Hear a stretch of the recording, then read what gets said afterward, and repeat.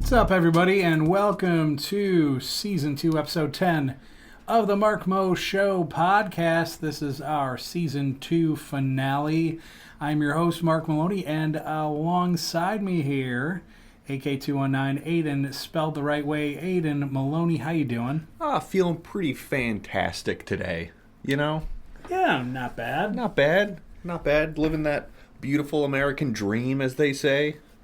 Yeah, because you got to be asleep. Yeah, exactly. Gotta be asleep. It's something. I'll tell you. We're gonna get into it. We've got some topics to cover today. I mean, don't get me wrong. We're gonna have fun on the back end like we normally do. Top 10 list, Carpe Diem, other foods, all that good stuff. It's coming at you. So we definitely are gonna have some fun today. But we always open with our dialogue, right? And when we started this thing, we swore to ourselves. We made it a point. We're like, look, this can't be politically, governmentally focused. We got to kind of spread it around, even have a little fun with it.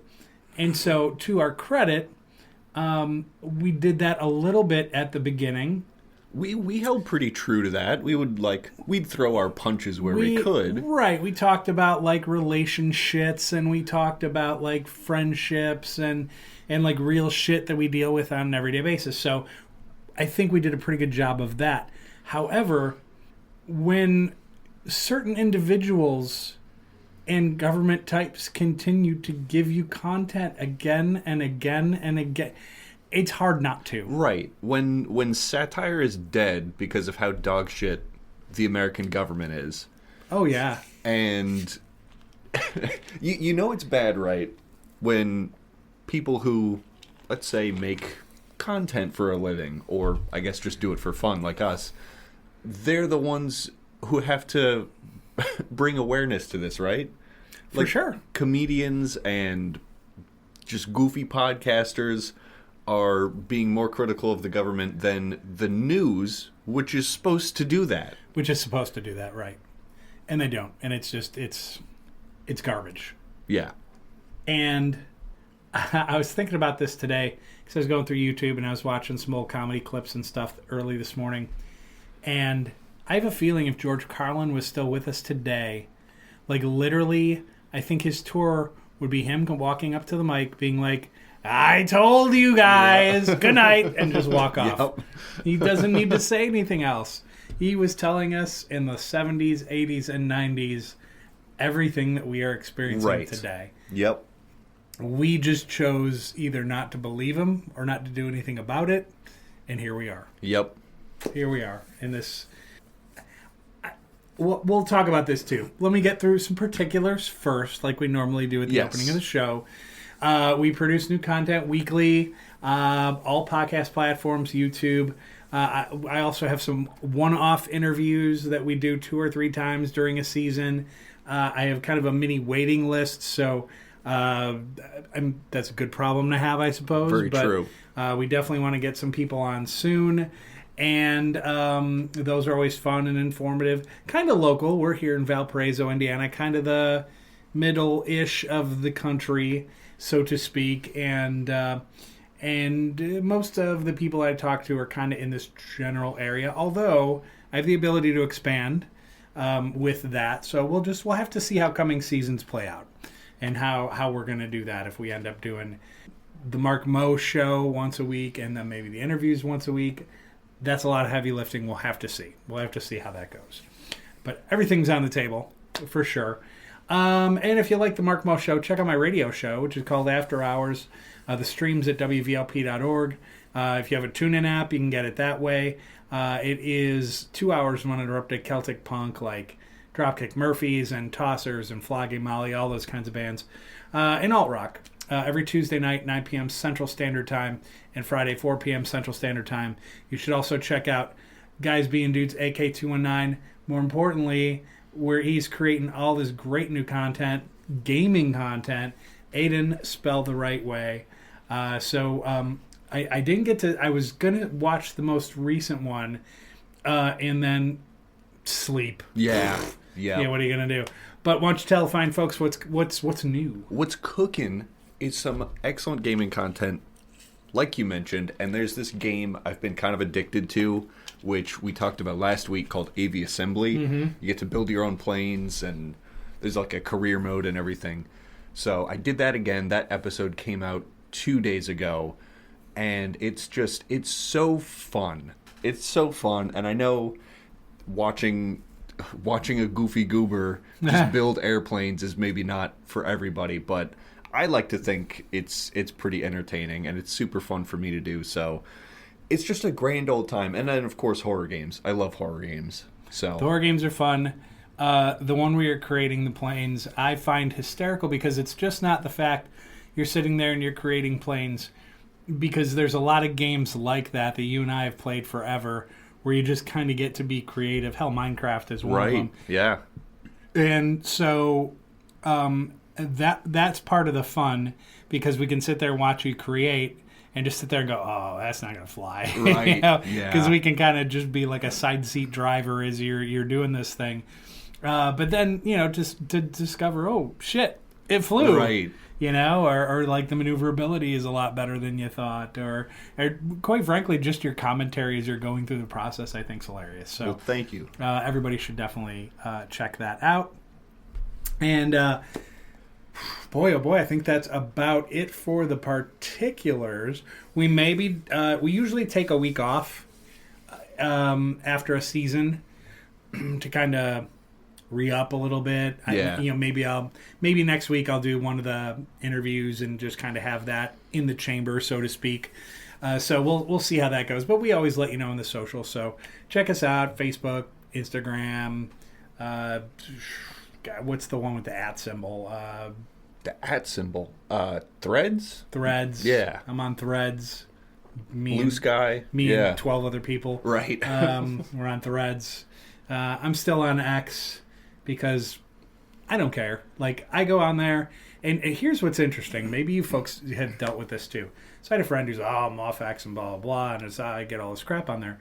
I'm like, but I found out when I tweaked it to my interests, it held more true to me and my interests. You'll get ads and bullshit every once in a while. Right. But I felt X held more true to the people and the content that I'm interested in than Facebook does.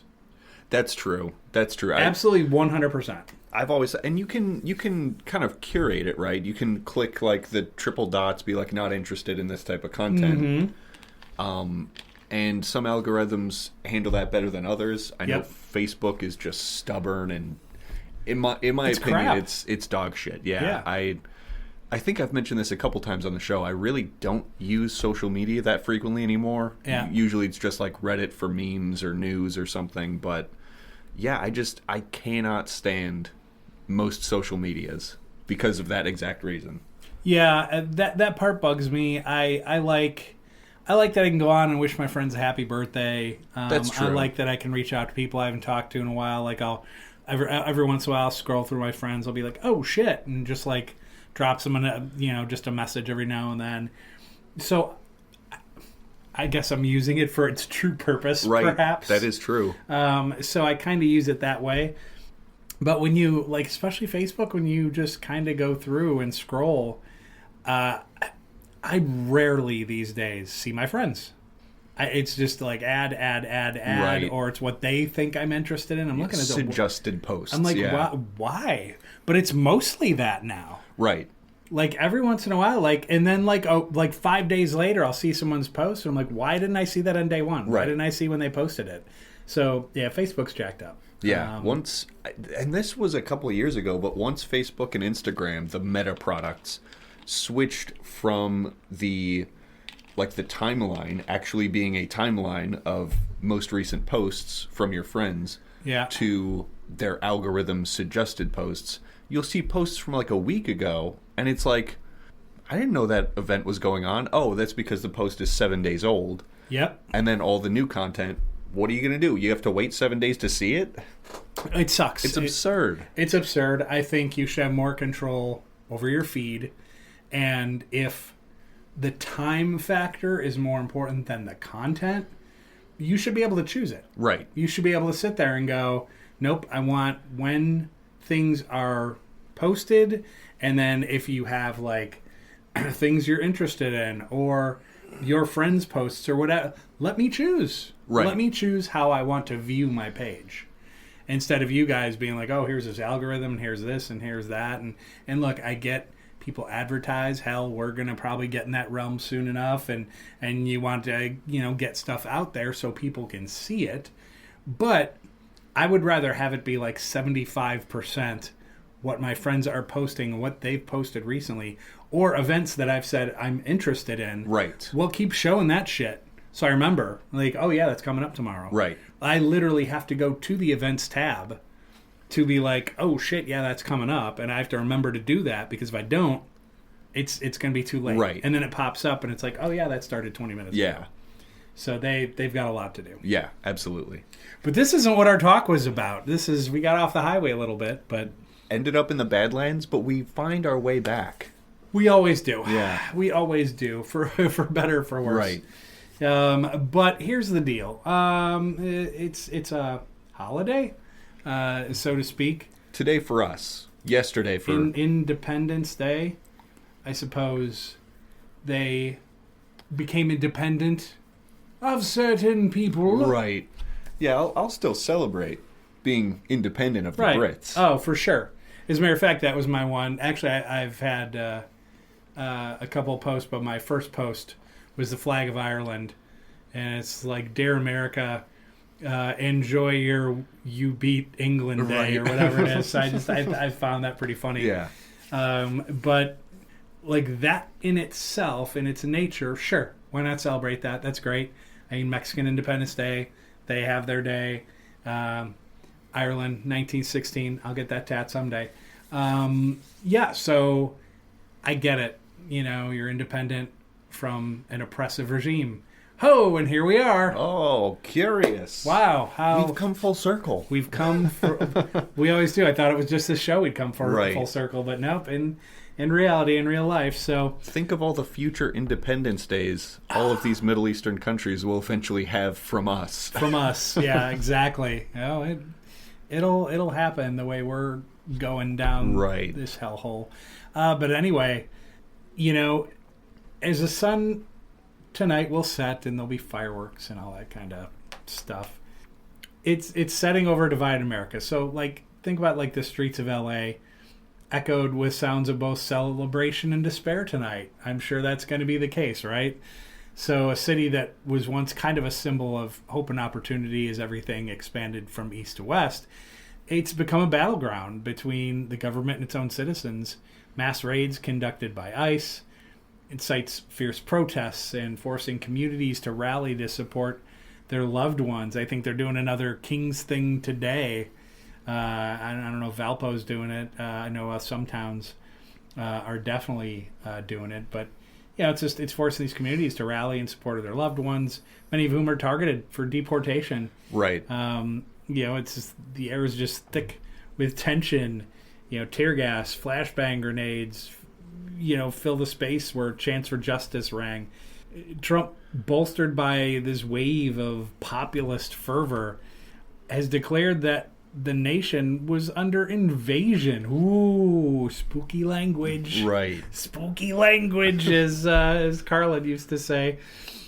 Social media platforms buzzed with his posts branding protesters as violent insurrection mobs. To get real. Right. His rhetoric serves as dual purpose, right? Stokes fear among his supporters while justifying the deployment of the National Guard and the Marines to quell dissent. The state of emergency is unprecedented, right? It marked the first time in 6 decades that the National Guard was activated without the consent of California's Governor Gavin Newsom. And that's a no-no. Right. As the night fell, families huddled in their homes, glued to news updates, which we know how that usually goes. It paints a grim picture of reality. Trump's administration, which is a joke, by the way, had unleashed a series of authoritarian measures that echoed the darkest chapters of history, stuff we've seen before. the invocation of the Alien Enemies Act to detain young Venezuelan men who had committed no crimes was kind of a chilling reminder of how fragile this democracy is, right? One by one, they disappeared into the shadows, sent to Salvadorian jail, notorious for their abuse, their families left helpless in despair. Across the nation, echoes of history reverberated through the air. The Holy Roman Empire had once fallen, paving the way for the Second Reich, the Imperial Germany of the Kaisers, before giving rise to the Third Reich under Adolf Hitler. Now, as strongmen leaders rose around the globe, observers began to speak of a Fourth Reich, one that seemed to emerge from the ashes of a world that vowed to never repeat its past mistakes. Do we learn from history? No, Nope. We don't. The ominous comparisons are not lost on the populace. General Mark Milley, chairman of the Joint Chiefs of Staff, remarked that the events of January 6, 2021, echoed the Nazi Party's burning of the Reichstag in 1933. Wonder who else said that when it happened? Oh, me. Yep. As Trump tightened his grip on power, the legislation that followed revealed a clear strategy of Gleichschaltung, which is a systematic dismantling of democratic institutions. The administration's executive orders issued in rapid succession seek to redefine the very fabric of American life. Asylum seekers are met with hostility, categorized as invaders, stripped of their rights to seek refuge. The military was called to the border, where trespass prosecutions are implemented under the guise of national security. The repercussions of these actions are felt far and wide. The middle class begins to disappear. I'll argue it has disappeared. Right. Replaced by a growing divide between wealthy elite and impoverished masses. Unemployment soars. Streets are filled with the echoes of despair. Without access to healthcare, food, basic necessities, the nation witnesses an alarming rise in disease, infant mortality, and suicide. All up, America, once a beacon of hope, is crumbling under the weight of its own leadership. In the halls of power, Trump revels in his authority. With each passing day, he grows more tyrannical, employing a playbook that drew from the darkest pages of history. His administration's actions reflect a dangerous disregard for the rule of law. They ignore it. They don't give a shit. A willingness to dehumanize entire communities for the sake of power consolidation. As his critics are silenced, dissent becomes a risky venture, and the once vibrant spirit of democracy begins to wither. But amidst the chaos, a flicker of resistance remains. Grassroots organizations spring up, fueled by the determination of ordinary citizens. They organize peaceful protests, rally communities, and seek to expose the injustices that plague their country. The fight's not easy. They face violent reprisals from an administration that view dissent as treason. Yet the spirit of democracy can't be extinguished entirely. In the heart of L.A., beneath the pall of oppression, a group of activists gather in a dimly lit room. They exchange ideas and strategies and resolve, strengthened by the stories of those who have been lost to the system. Their hope lay in a belief that they could reclaim the country, that they could rise against the tide of authoritarianism. As the world watches, the echoes of history seem to whisper warnings. The Fourth Reich is not yet fully realized, and the flames of resistance flicker against the encroaching darkness. The struggle for justice has begun, and the weakened heart of a nation still beats with its citizens. In the battle for the soul of America, the question remains, would the lessons of the past be enough to avert a future steeped in tyranny, or will the phoenix of fascism rise once more? Fantastic points. Fantastic points. I don't even know how to build on that. That's just the grim truth of this country. And even more recently, the worst bill I have ever seen was just passed. And now ICE is now, I believe, in the top 15 most funded militaries in the world. Yes. And they're not even a military. And like it's countries' militaries. And its funding surpasses CIA, FBI, ATF, Homeland, like all of it combined. Right. That's fucking scary. Yeah, because that's essentially the secret police. The Gestapo, the Stasi, take your pick. Yep. And this is what I essentially have been talking about for, I think, several episodes now, of violent revolution seems inevitable. Yeah. Because it does. And an alarming part is not only that ICE is being funded $40+ billion of our taxpayer money, of course, that, of course, they're already not following laws or constitutional rights. They're not appreciating and respecting. Yeah. It's not just the fact that ICE is a major problem and will continue to be a major problem now that they're being remarkably overfunded. It's the fact that there's 100 million Americans that are seemingly willing to die on this hill with these Nazis. Right. You know, and I don't use that term lightly. No. It's accurate. It's accurate. Simply accurate. And this, on top of that, the reason I'm comfortable using the term Nazis and calling it accurate, they just built a concentration camp in Florida. Yep. And of course the media, it's Alligator Alcatraz. No, it's a concentration camp. No, Alcatraz was built to house the worst criminals that we had. Right. These people are not criminals. No, you are sending people who simply happen to have brown skin without due process into a concentration camp in America. Right. And before it was built, you were sending them to the same concentration camps in El Salvador. Yes, correct. And I think they just did an add-on in Guantanamo Bay, too. So it's becoming a shit show.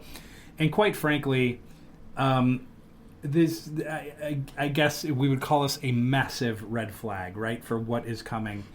And it really angers me quite a bit that, you looked at the concentration camps that the Germans built, and their quote-unquote brown people were the Jews, right? Right. That was who they blamed their problems on, their economic issues, all that kind of stuff. Shipped them away to Dachau and all of these other terrible concentration camps. And we're kind of doing the same thing with all these people who have done nothing but try to come here to a country that has always been identified as the melting pot. Right. I mean, let's find a few Native Americans, see how they feel. Right. Yeah, I think the quote that I used last week was from Jack White, right? That, why don't you kick yourselves out? You're an immigrant too. Right. We all came from somewhere. Your grandma, your grandpa, your great-grandma, your great-grandpa, they all came from somewhere. And this was not our native land. No. Period. End of sentence. We all came from someplace else. And we have a massive statue in New York City. Give us your hunger. Give us your poor. Take that shit down. Take that shit down because it's not true. It's no longer true. They literally should replace it with a sign that just says "Go away." Yeah.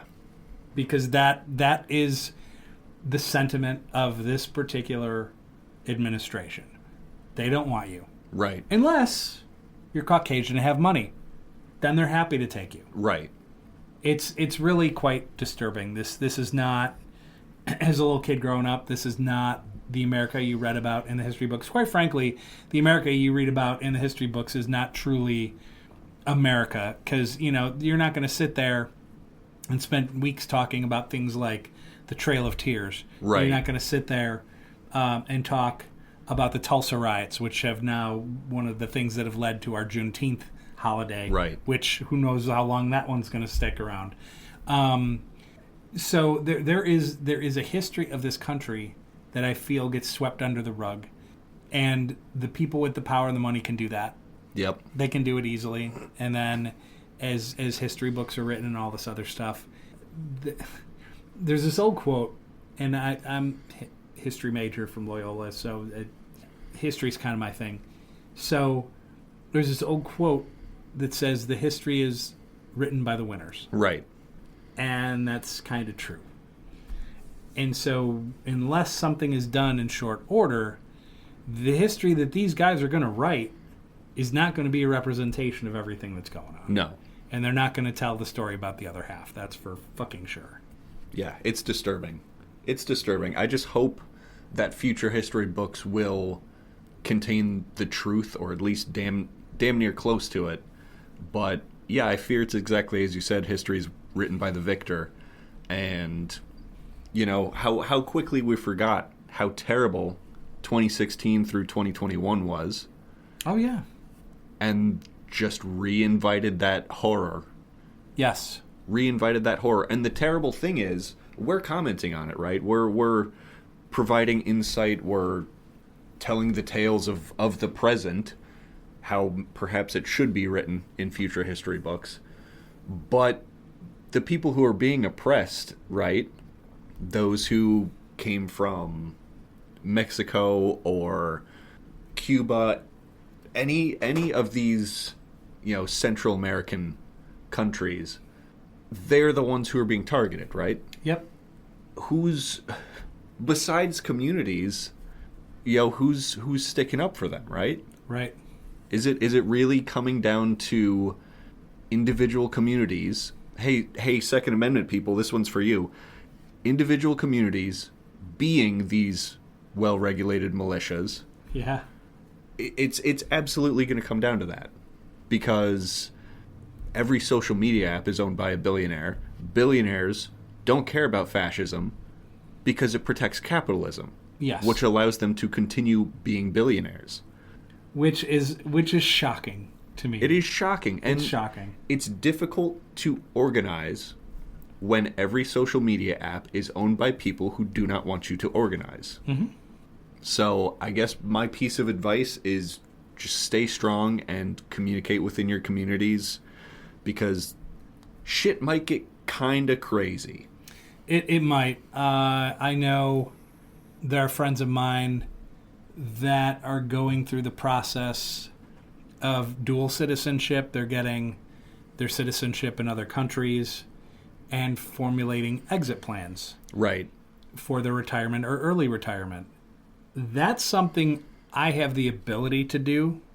It is something I've kind of been hesitant about doing. I'm not sure why, but it's something I should probably look into now. Kind of one of those things like, don't wait until it's too late. Right. And number one, we talk about this America or this view of what America is or should be, and it's no longer. Ultimately, and I will say this, my son here, 3 daughters out in the West, thank God they're there.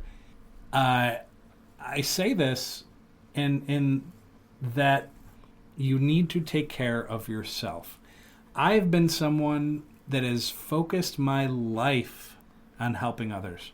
Not always financially, because it's been a struggle on and off for a while, but like anything I have to give, physically, mentally, whatever, I give to people. I always have. Even if it's just listening to someone. I've always done that. That's always kind of been who I am. I'm telling all of you, focus on you. Take care of your shit. Consolidate your monies. All that stuff. Formulate a plan that is an out plan. Right. Whatever that might be. Because it's going to be something different to everyone. But put a plan together. Because, as Aiden said, I don't think the future... Now, this future might be 20 years down the road. Might be 2 years down the road. Right. We'll see how quickly things escalate. But it's not going to be great. All empires fall. And you have to be prepared. And now that I'm older and I'm not married and I live on my... I need to get my shit together and I need to focus on the next plan. Right. I think a lot of you out there need to do the same thing. I'm not a gun guy. I don't begrudge people who feel they need to own them or whatever. I've shot them before.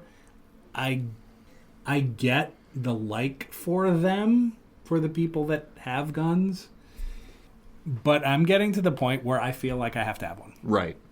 Because I'm not showing up to a gunfight with a bat or a knife because I'm going to lose. Yeah. So and is it crazy to be like, oh, is it really going to escalate that far? We don't know. Right. We don't know. it would be great to sit here and be like, oh, that would never happen. But I'm sitting here in front of all of you saying, I'm not sure. Right. I really don't know. And I want to make sure I can take care of myself if shit breaks down. Right. 10 years ago, we didn't expect concentration camps being built in the United States of America. Mm-mm. So what's going to happen 10 years down the line? What's going to happen a year down the line? Just think critically for a second. It is not, don't allow yourself to be gaslit. It is not selfish to focus on yourself and ensure your safety and well-being is taken care of. I agree. You know, because it's something I think I've even told you before is like, how can you give 100% of yourself to someone else to help them if you're not at 100%? Right. You know, you've got to focus on yourself. So just take care of yourselves out there, folks. Yeah, you really have to. And to Aiden's point, I've been running on E or close to E for a long time. And yet, I still have concern for others. Oh, sure. Yeah, that's... And because it's just... it's how my old man was built. And I learned that from him. Yeah. To be a good human. And so... Which is funny, because we grew up in the Catholic Church. I didn't learn shit from them. Right. I learned how to be a good person from my dad. Right. And I tried to impart that onto my children as well. And I think they're empathetic and they give a shit about humans. So I feel like I did my part, because there are now 4 other human beings on this earth that give a shit. So I'm really happy and proud about that.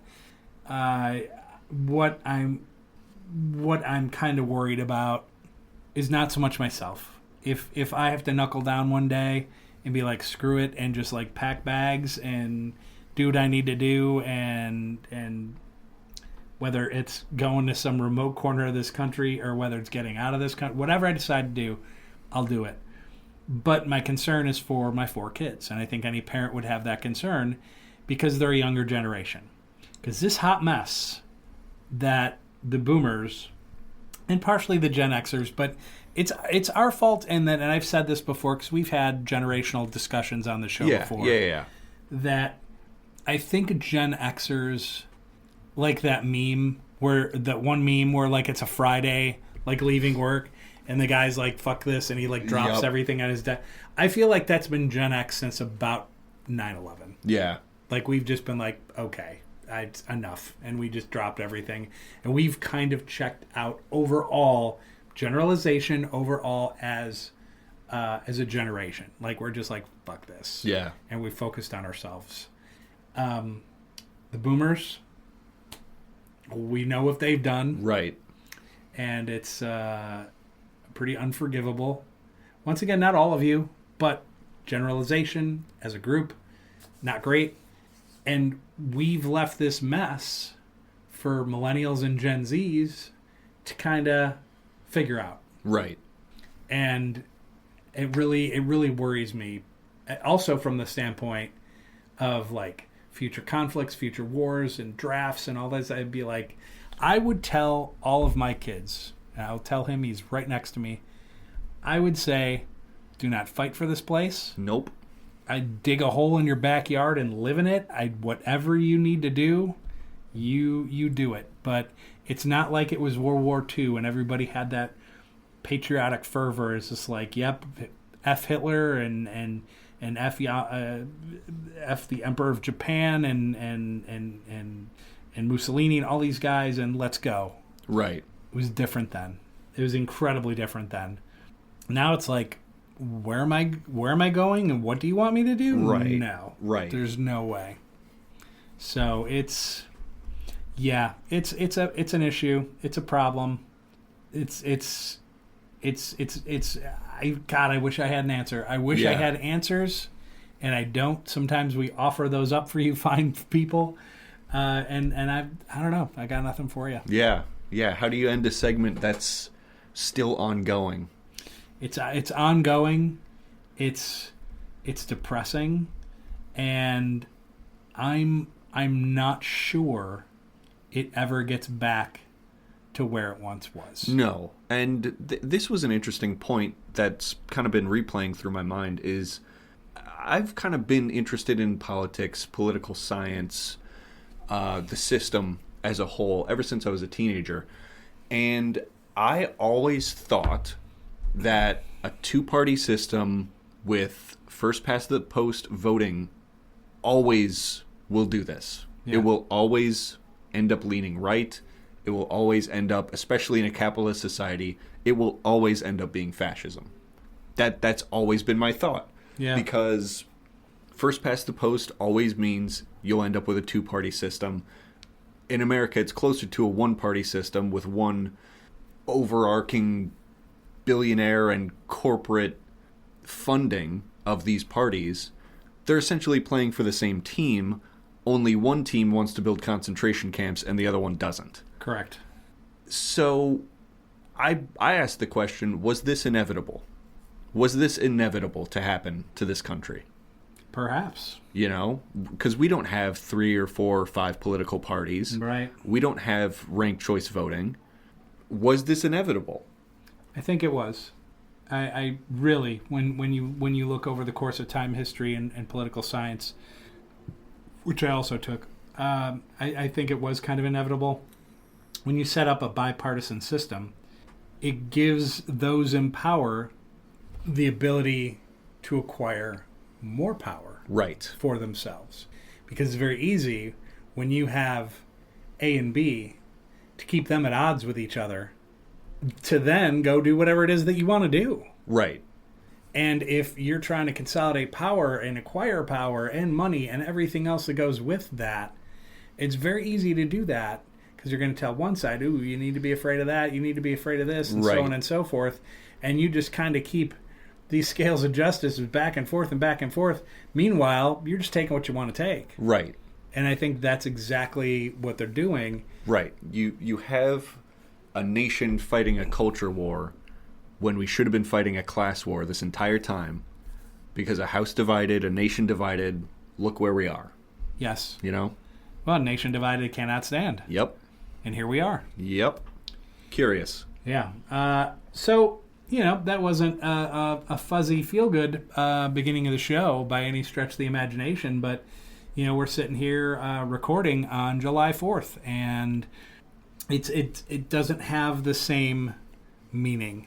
As a matter of fact, I was talking with a friend, Melissa, last night, and I told her, I'm like, I'm not all fuzzy red, white, and blue, and this and that, and it's like, look, if you're going to give me a day off, I'm going to have a hot dog, I'm going to have a beer, I can go maybe see a few people that I know and try to have a good time with them. But to reward a system Right. that is shitting on so many people, I'm not going to do that. No. I'm not going to do that. As a matter of fact, I'm wearing my punch a Nazi in the face shirt today. Yep. And and I think we should all do that. Yeah. I think that now if you want to do that on a holiday, My man. line up. Let's go. Absolutely. That's kind of what I said during the opening of the show, is like, I'll celebrate independence from the British, but I am not going to celebrate this country today. No, absolutely not. But at any rate, that kind of concludes the opener of the show for our finale. Boy, oh boy, Right. Talk about that for a finale. Season 2 popping off. Just wait for Season 3, baby. Yeah, just that slow build up, that slow burn. Oh, yeah. So what we're going to do is we're going to take a quick music break, come back and share some of our DMs with you.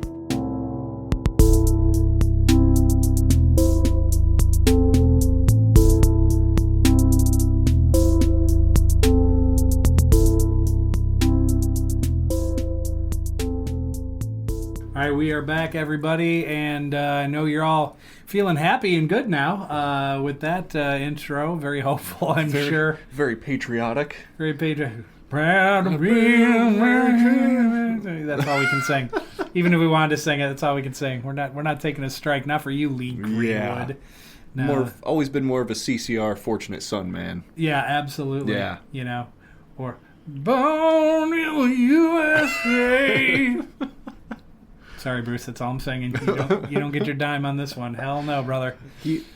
For some reason, I don't know much about Bruce Springsteen, but I've unfortunately heard that song 1,000 times.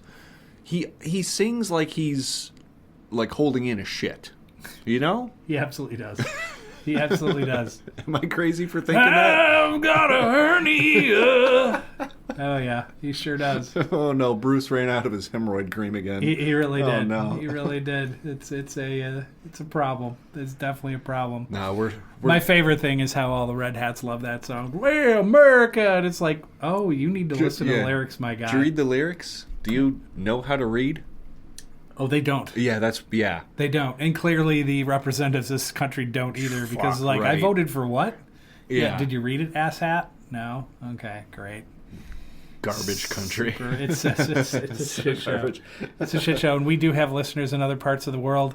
Hi guys, how are you? Can we come? Yes, please. How easy is it to get citizenship? We're looking. We're shopping. Yes. We are definitely We're shopping. window shopping where to move. Yeah, so if you've got a better sitch there, hit us up in the socials for sure. We're now on to Carpe DM. You fine folks, send us your DMs and we read them on air. Sometimes they're just statements, sometimes they're silly, sometimes there's questions. We'll answer them. Well, we don't have to. We don't have to. Legally speaking. Legally speaking. We're not legally binded. Oh, not at all. But we could be coerced should you give us your, social security card. Sure. The 16 digits plus 3 digits plus expiration date of your credit card. It's important. Yep. The deed to your house if you own one. Deed to your house would be great. No question. So just little things. Just little things like that. We could be coerced into choosing your DM. Indeed. So, what are your DMs? See, here's the thing, man. That opener still has me all fucked up, man. Oh, yeah, no. And so I'm still like, riled. I'm trying to, and I knew it would happen. Yeah. So I'm trying to kind of get back level, get back into the show and our segments. Help us. Help us, please. Well, this DM might. I got a DM from the HR magnate. Uh-oh. I didn't do it. No, I was going to say the same thing. I didn't do it. I think it's a different question, though. What's the craziest reason you've seen someone get fired? Oh, wow. That's a good question. It's a good question. I have a couple come to mind immediately. Both from the same workplace. We all used to work at this bakery in Valparaiso. I'm not going to name it because I don't know what the legality is talking about these. And there's new owners. And it's not even worth the fight anymore. No. So we all worked at this bakery. We all eventually left, but I went back. I got rehired for a different position. I originally worked as an assistant manager. I got rehired as a department manager. It was a whole thing. But my second time around, there were two people, one of which I may have had a direct hand in getting fired, and the other one I also did. Well, there you go. Yeah. But the first one, let's say his name was Apple. This man, Apple, was the department manager of the one I was being hired to eventually take. This guy was a bit of an alcoholic, kind of drinking on the job, and then eventually, so we were driving somewhere to do a pop-up event to sell our bakery product somewhere. I was driving because I was still learning like the how to drive with a big trailer behind you and everything. Oh, sure. So in the passenger seat next to me, he pulls out a small baggie of white powder. Oh. Takes out a little knife. Oh, man. Needed that. Right next to me. Just chill. Just like nothing was going on. All right. Okay. So in the back, white girl interrupted. Exactly. In the back of my mind, I'm like, oh shit! I didn't know this dude ran like that. So I eventually get him fired for doing that next to me. Not because like I don't know. I don't know how to close that statement. All I'm trying to say is if you do coke next to me and I already don't like you, you're done. I'm going to get you cooked. The second one was after COVID, we couldn't really do pop-up events anywhere because no one wanted to bring outsiders in, and we didn't want to go anywhere sus. So I was working in the store, and we had another assistant manager, bit of a druggie, lost tabs of LSD in the store, in the bakery, and had other employees helping her look for them. Minors helping the assistant manager find her lost LSD in the bakery. Holy shit. Yeah. Wow. Yeah. So that both of those came from the same store, right around the same couple year tenure of mine there. Those, I would say, are the two craziest reasons I've seen someone get fired. Holy shit. Yeah. That's crazy. Do you have any nutso stories too? Wow. Yeah, I mean, I've seen a lot of people come and go. Hell, I've even had to fire people and whatever, and it always sucks. And whether you like them or not, because you know it's going to have a massive financial impact against them. Right. So I always think about that.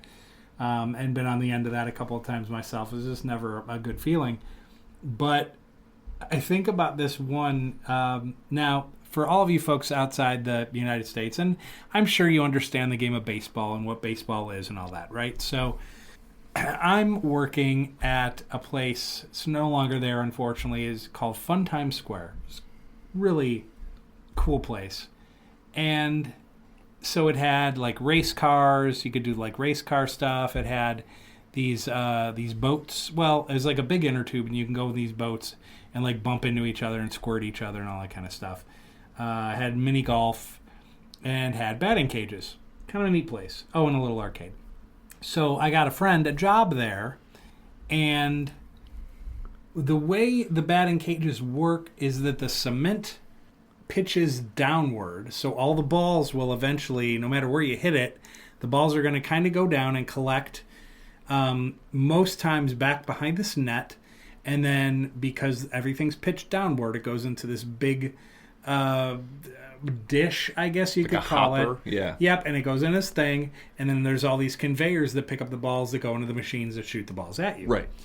And so he's back there, and these guys are paying, they're yelling, blah, blah, blah, blah, or whatever. So something's jammed up down there. The balls aren't going into the conveyor, which means there's no balls going at the people. Right.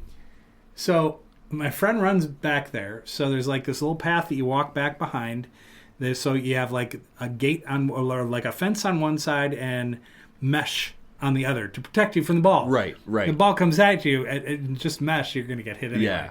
So he runs back behind there, and then he goes down into the dish, and he's protected, right? So like everything is like if anything came at him, he's back behind the thing, so you can be back there while people are hitting, and so he's trying to free it up, and so he's like trying to do it, and people are yelling, so he starts manually dropping balls into these machines. My God. And they're flying at people. The people aren't even expecting. The guy, whoa, what the shit? And the balls are flying at these people, and they're just like, what the hell? One almost hit this dude, and they're yelling back at him, and he's like, and so like I'm on the outside, and this other guy, Dave, was the general manager. He's kind of a dick, but whatever. And so like Dave is letting it happen as if he were waiting for this opportunity. Yeah. He's like, nah, let's see what happens. Yeah, we're just going to soak this in for a second. So he's trying to fix the thing. He goes down, his foot slips. Oh, God. Into the dish. The dish goes flying up in the air. Baseballs go flying everywhere. Now the baseballs are collecting down in this hole that the dish sits on. And it was a hot mess. And people are yelling at him and everything else. And so he's like, Mark, would you go help him out? And I looked at him and said, Dave, what if I said no? And he kind of laughed. He's like, I would really prefer that you did. I'm like, gosh, shit, whatever. So like 2 minutes later, we had everything back together. It was just like, come on, man. And holy shit. And literally, he comes back up. And, oh, I forgot this one part. When he's leaving, and there's baseballs everywhere, like in these batting cages from him firing stuff off. And people are picking up the baseballs and either throwing the balls up in the air and hitting them, or like just throwing them back and trying to hit him as he's leaving. It was the most amazing thing I'd fucking awesome. ever seen. As I get him out of there, I'm laughing so hard I fall to the ground. I can't breathe. It's like, oh yeah, laugh, whatever, effing this and blah, blah, blah, and whatever. And so Dave comes up like he's all concerned. Oh my God. Are you all right? You okay? Like, it was a situation down there. Are you all right?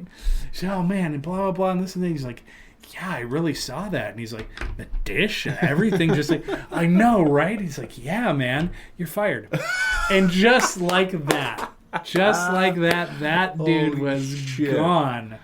Oh my God. I love that Dave's moment, just being an agent of chaos, was simply standing there. He was. Arms folded. That's such a power move. It's such a power move. Arms folded. I'm going to wait this one out. Yep. Let's just see what happens. I was like, oh my God. I'm like, I don't like you, but in this moment, yeah. I'm like, I totally vibe with what you're doing. What a G maneuver. It really was. So that would probably be my number one for sure. My man Dave. Magic Man was the next DM at Magic Man. I offer you this, he says. $50,000 today, but you die exactly 1 week after your 69th birthday. Do you accept? Ooh. That's tough. I don't know. Yeah, because, like, I mean, life is so uncertain anyway, but 69, nice. 69 plus 1 week is short for a lifespan, right? Sure.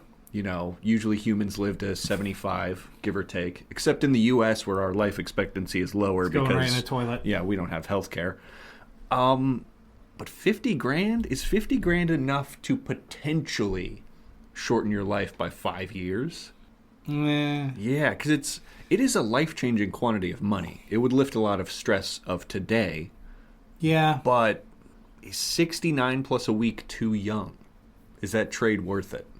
Man, I don't know. Yeah.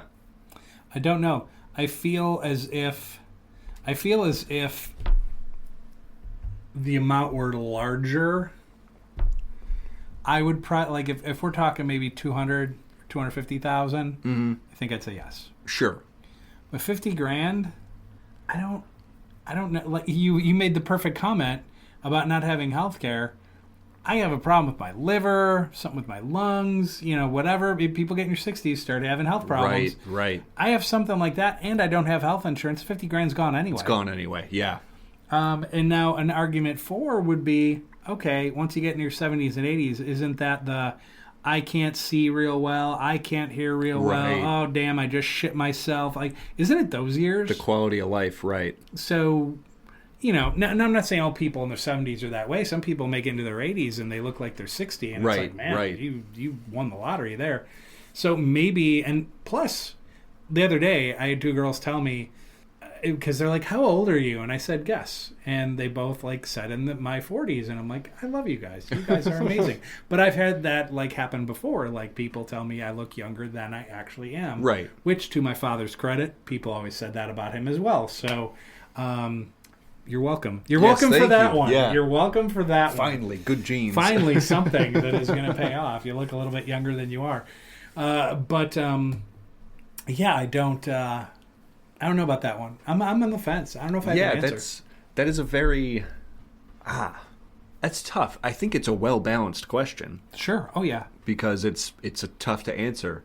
But the thing is, if you don't accept, like, nothing changes, right? There's no... harm, no foul if you don't accept. Correct. Man, that's tough. That's tough. You know what, Magic Man? Give me a day to sleep on it. Yeah. That one. Actually, let's see after these 4 years are up. Right. And then I'll figure out whether I want to accept it. Yeah, we'll see how the midterms are playing out, exactly. And then we'll get back to you. Yeah. Hambone. Man. This was the last DM I received. Hambone asking, hypothetically, making a salary, would you rather get a 15% raise every year, working 40 hours, or get a 5% raise every year, but you only have to work 30? The last one. Yeah. The last one. Money's money. It comes and it goes. Sometimes you have it, sometimes you don't. Right. When time is gone, you can never, ever get it back. Very true. And as I age... I realize that, and I'll sit there and be like, oh, money's tight, I can't do this, or I can't do that, or I'm kind of tired, or whatever. Get off your ass and do whatever it is, because every time you go to sleep, another day is gone. Right. Don't fuck with that. Go do whatever it is you want to do. Yeah. I agree. I lean exactly the same way. You know, it's an extra 10 hours a week, but you add that up over a year, you're getting literal days of your life back. Yes. Days of your life back, and you're still getting a 5% raise yearly, which is fairly typical. Which is typical Or anyway. at least it was typical. It used to be typical. It used to be typical. Now people, like cost of living increase 5.5%. Oh, it was your raise 2. Yeah. Okay, so I'm losing money on the deal. Great. Right. That's super. I Yeah. love that. Oh, and on top of that, it's now 9 to 6 instead of 9 to 5. Yes. Oh, yeah. Yeah. Yep. That's Thanks, Corpo America. once again, it's where this corporatocracy, theocracy, it's just the direction we're going. Yup. All right. I got a DM from @TrixieLane33. Hi, Mark Mosho. Love you guys and love Aiden's gaming site. Oh, thanks. I know everyone is excited to celebrate Independence Day, but I work 2 jobs. I've been thrown off my insurance, and my best friend's boyfriend, who is here legally, just got picked up by ICE in California. Sorry, but fuck America right now. Fair point. First of all, thank you. Appreciate that. Yep. Yeah, I agree. I fully agree. I'm sorry to hear that about your best friend's boyfriend. That is fucked up. So, like we were saying in the intro, get your exit plan down, you know? Get it? You have to. Get the fuck out of this hellhole. Right, because at what point, after they've picked up all the brown people that they want, at what point does this government go, you know what? All those people stand in the corners, like protesting, let's pick them up too. Right. What's going to stop them? They already have. They're already throwing protesters in the back of these unmarked vans. Yes, they are. They already are. No, and I'm just telling you, ICE, I know you don't operate in the red states heavily, but if you come to Valpo and you try throwing me in a van, you're going to have to kill me. Right. And I'm not just saying that to say it. I am 100%. You try doing that, I'm going for your gun. Yep. I am going to step on your feet. I'm going to poke your eye. I'm taking people out with me. That's all there is to it. You have to, as you said, protesting's great. Have your voice heard. But when you make peaceful protest impossible, violent revolution is inevitable. Absolutely. That's what it's about. But anyway, also, I know I mentioned last week or 2 weeks ago, but I know my rights. I know castle doctrine and stand your ground laws. All I'm saying is try and step foot on my property. Yep.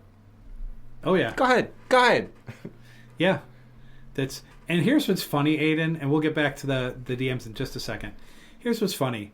Back, God, I don't know when it was. I want to say it was the early 2000s. Might have been after 9/11. There was a thing with ranchers and gun rights and all kinds of weird stuff in Oregon. And I'll never forget it. And I always thought, man, those guys are kooks and this and that. And then the more I thought about it, even though they're probably on the red side of things these days, the more I thought about it, it's like, no, fuck them. Get off my land. Right. Yeah. You know, if you have a warrant and you come here with it, and it's just like, it was like, back then the government was overstepping. Right. Yeah. What they were doing. So I'm right there with you, man. Mm-hmm. Yeah, get step off. Yeah. Oh, at White Sox Jerry. Oh, no. Oh, no. Okay, here we go.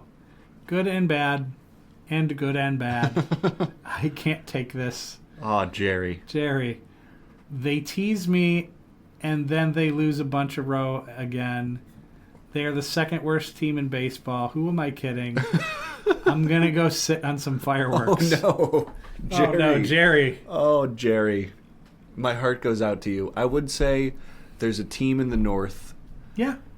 that you could start rooting for. First place. Yeah, they're much more colorful team. You get blue and red, sometimes yellow. Sometimes. Yeah, you could be a Cubs fan. Jerry, you could be a Cubs fan. You could do it. Imagine rooting for a team that wins games. Yeah. Think about it. That's all I'm saying. I have no more advice for you. Yeah. It has been a sad life, Jerry. It is a sad life. But hey, just like Denzel said in The Equalizer, right? When the girl's like, oh, that doesn't happen in my world. Denzel says what? Change your world. Yup. Change your world, Jerry. Change your world, Jerry. I know things have been tough since about the mid-2000s. So come to the dark side. We have better bars on that side of town anyway. Damn right. All right. And decent ownership. And decent ownership. They seem to want to win.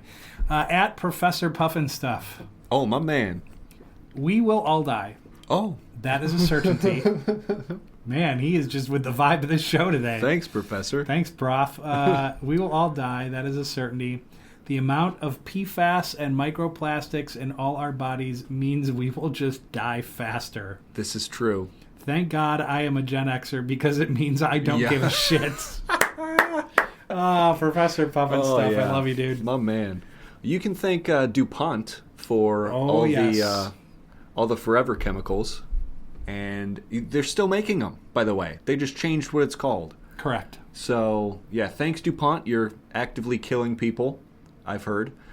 So that's pretty great. The microplastics, we still don't even know the ramifications of because of their recent discovery. Like, oh, there's microplastics in your testicles. There's microplastics in babies. There's microplastics in your brain. So it'll be fun discovering what that means for us. It really will. And the amazing thing is when DuPont did what they did, or had been doing since the 60s and on, that you don't even have to have direct contact anymore. It's not like, oh, I cooked on Teflon pans for 20 years and this and that. It's people are born with it. They are born with it in their system already. Right. You can get it from microwave popcorn. Eating microwave popcorn will heighten the quantity of forever chemicals in your body. You can get it from being too near to the plant, which of course makes sense. You can get them in your body for existing. All you have to do is exist. That's it. It's unbelievable. And well, the fun part is none of those people will ever see jail time for creating a chemical that kills people. Mm-hmm. Because hey, they're making money doing it. Yeah, in a capitalist society, if you're making money killing people, doesn't matter. You're making money. Does not matter. Yeah. Curious how that all pans out. I got into the wrong industry. For sure. Yeah, you and me both. Last, certainly not least, at Stoner Stanley 420. My man. Bang, bang, bang, Momo and Alan. There are noises going on. Is it another American renovation? The Great American Renovation. Should I get a gun? Where do I get a gun? Do they have them at Family Express?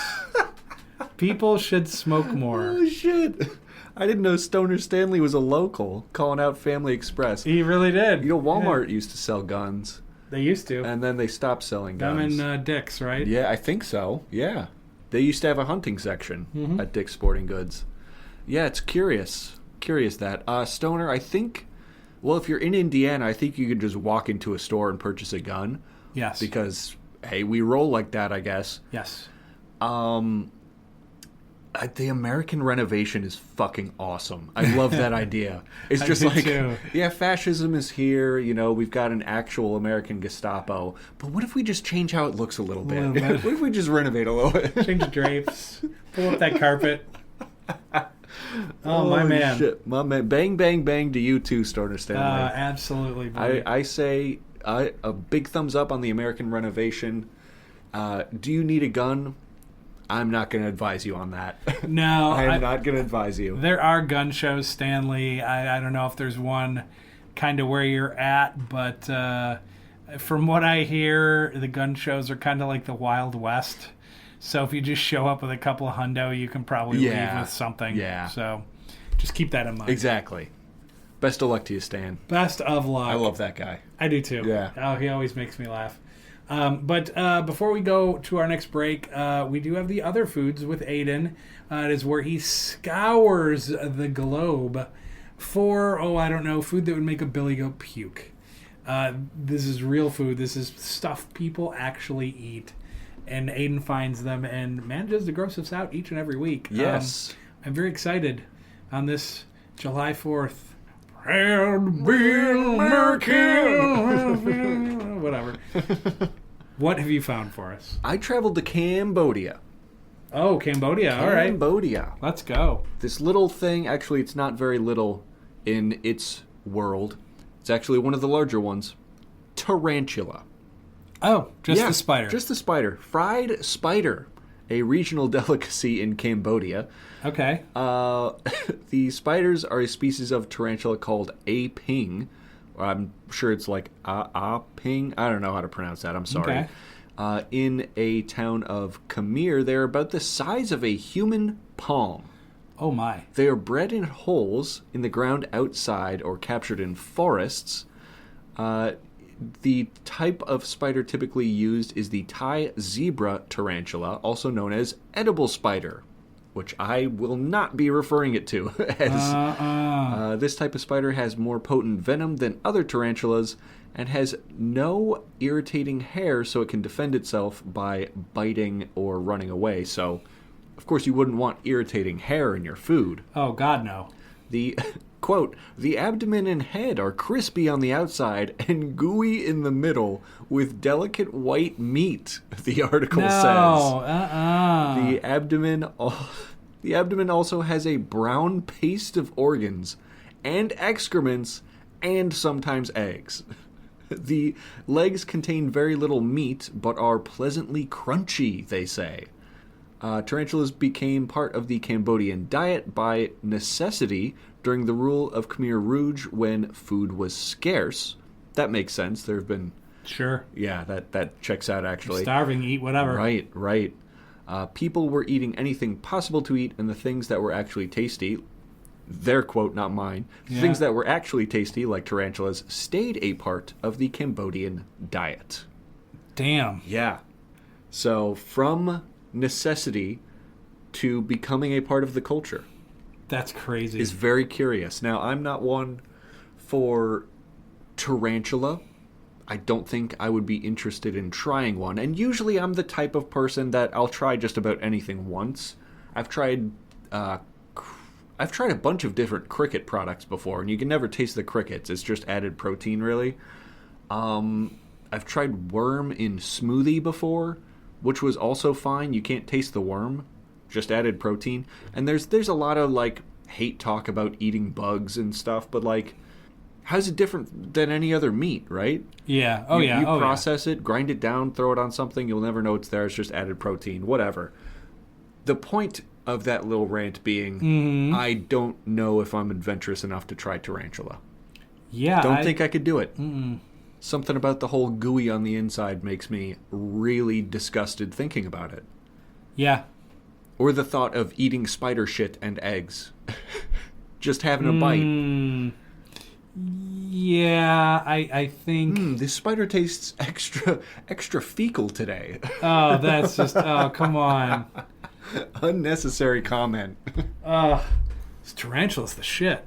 No, really, it is. Oh, that's gross. Shit. That's gross. Oh, yeah. Do we get blessed with a fry guy today? We do get blessed with a fry guy. That's and beautiful. I'm glad you mentioned that because I tried this. Oh gosh, when was it? It was it last weekend? I think I was going out to Crown Point. I was going out to Crown Point, and I had meat and dinner, and I think I even ate a light lunch. I think I had like a yogurt and something. Like I really just had to eat much that day. So I'm on my way, and all of a sudden my stomach's like, "Hey, ass!" Right. And so I'm like, I like bar food, but I'm like, I'll save a couple bucks. And so I go into Arby's and I just get one of the little cheapy beef sandwiches and some curly fries. The curly fries, okay. Now, a little bit different than your standard fry, but like I said, you have to just grade them on the whole. Can't sit there and be like crinkle and curly and waffle and seasoned, yeah. No, fries are fries. You grade the place on the fry. So I had the curly fry. They were hot. They were so hot, like good. Just out of the fryer. I honestly had to wait like a hot minute. I'm like, wow, these are maybe too hot. I'm like, I'm going to give these a second to cool down.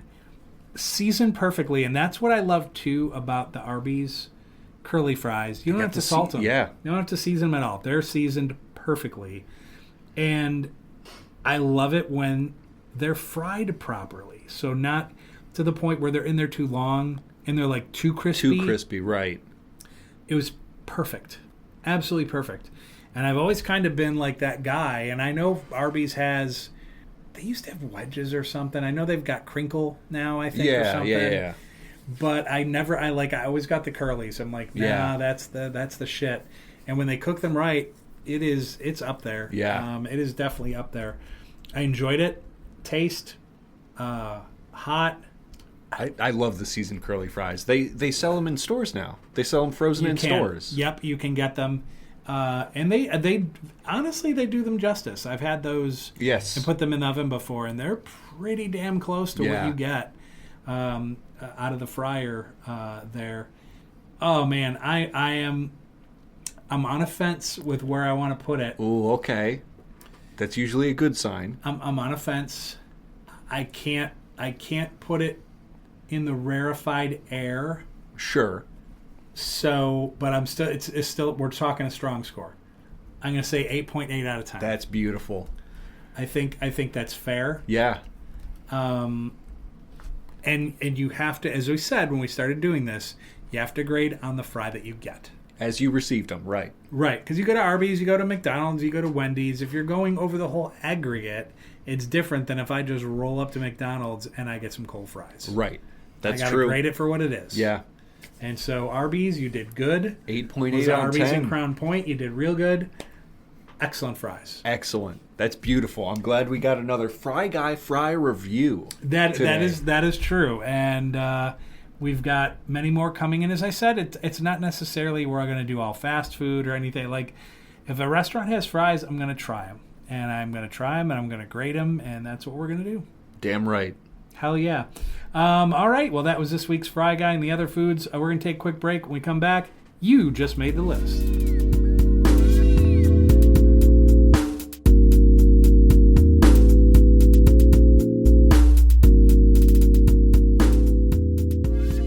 We are back, and it is now time for You Just Made the List here on the Mark Mo Show podcast. I'm your host, Mark Maloney, along with Aiden Maloney.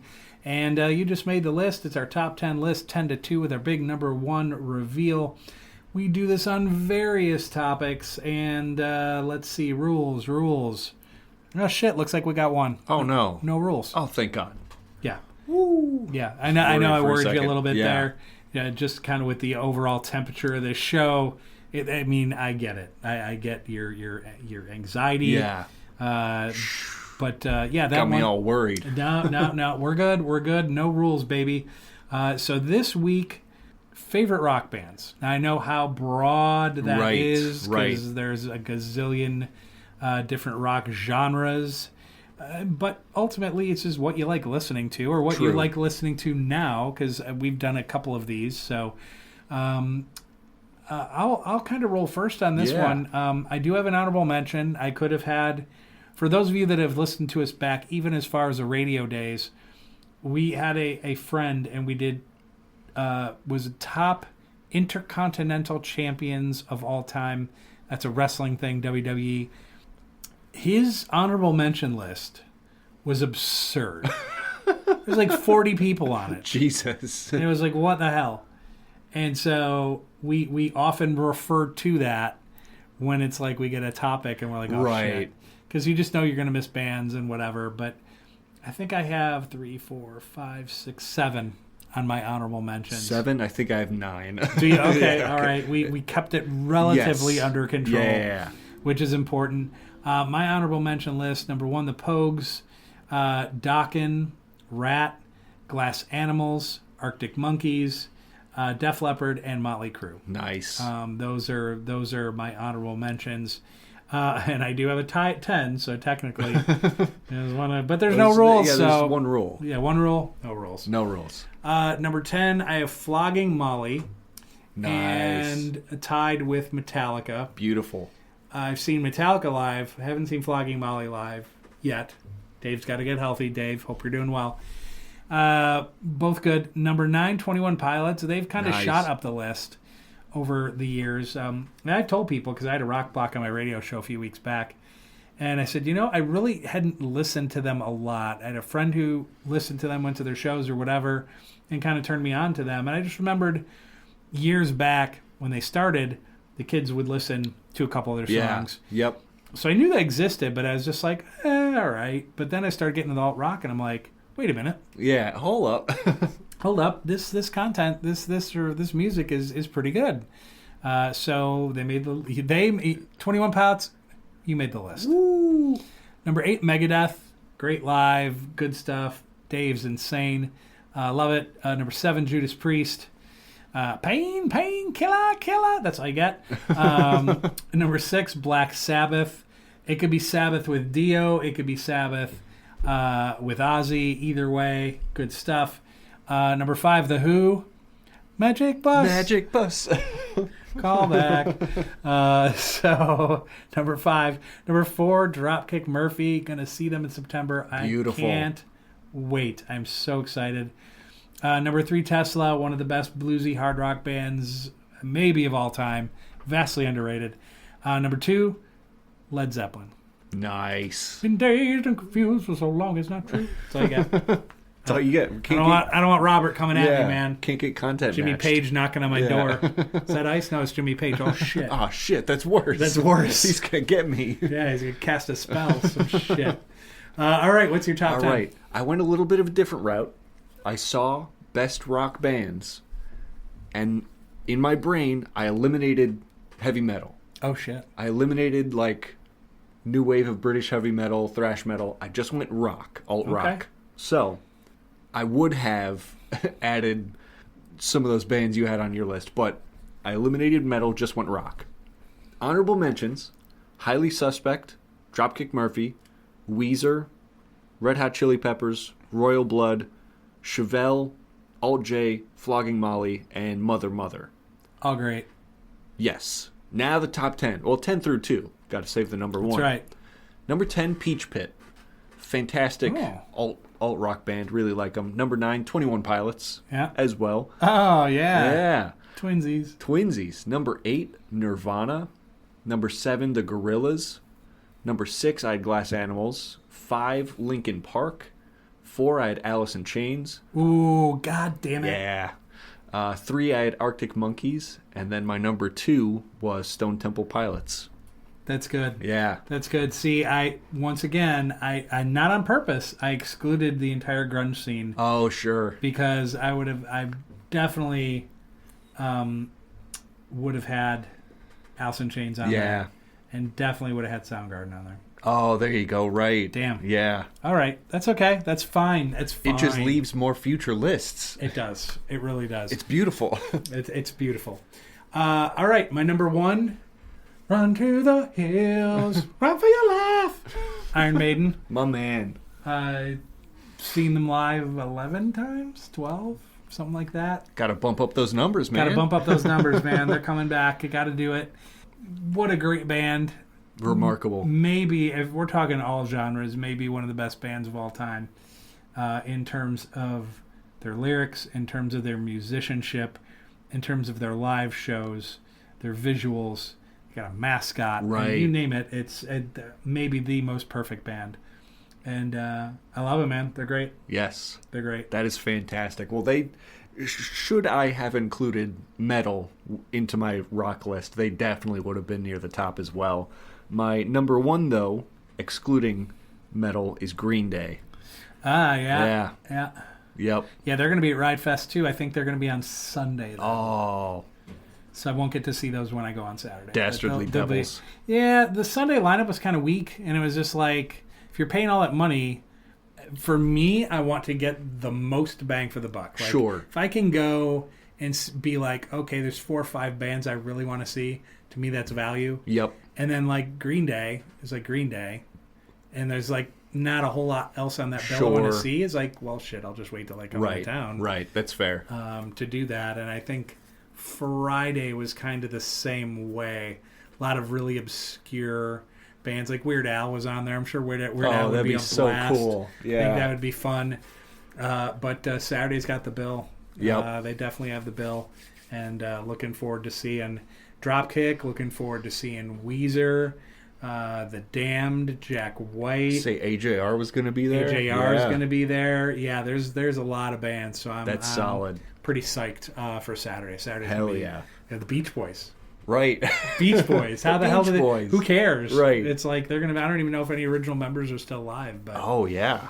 But they're gonna be there. The band lives on. Yeah. Oh yeah. Why not? Shit. I'm all for it. We're gonna get the band back together. And now Marky Ramone. He's gonna do all the Ramones songs. Oh, that's cool. Ramones. That could have been on this list too. Yeah. Right. But yeah. So it's It's excellent. I'm looking forward to it. Wicked. No doubt. That's righteous.